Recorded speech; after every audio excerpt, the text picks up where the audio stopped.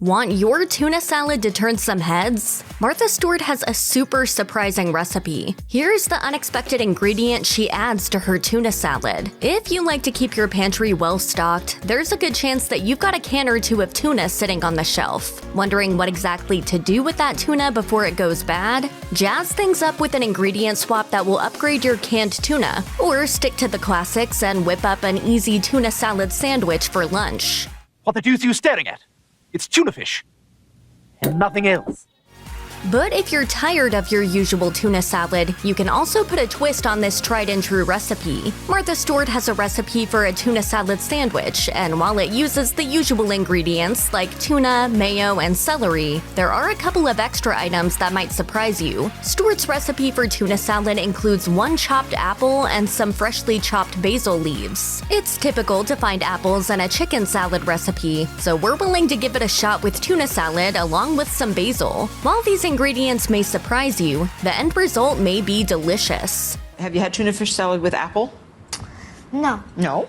While tuna salad doesn't usually have apples or basil leaves, fans of Martha Stewart aren't expecting her recipes to have clashing flavors. So does this flavor combination work? Based on the reviews of Stewart's tuna salad, apple and basil do pair with the fish. For The Kitchen, Sarah Tain made and reviewed the tuna salad, and the verdict was that the texture added by the apples was a big plus. Tain said the apple also added sweetness, while the basil brought some freshness to the tuna salad. On Stewart's website, there are a few written reviews of this tuna salad for her tuna salad sandwich recipe. Overall, this recipe has 3 out of 5 stars, but there's high praise from those who really enjoyed the salad. One person wrote, "I have made this recipe over a dozen times. Every single item in this recipe is necessary. Do not alter it. Seriously. Fresh basil is an absolute must." While it doesn't come as a surprise that chefs have their own spin on tuna salad and create their own recipes, plenty of home cooks also have go-to ingredients on this classic dish. One Redditor, whose account has since been deleted, posted a question, "What are some creative ways to jazz up tuna salad?" on the cooking subreddit. No matter what your favorite flavors are, there's a chance someone has tried to pack that into a tuna salad. For a bit of spice and crunch, one person suggested swapping out celery for radishes.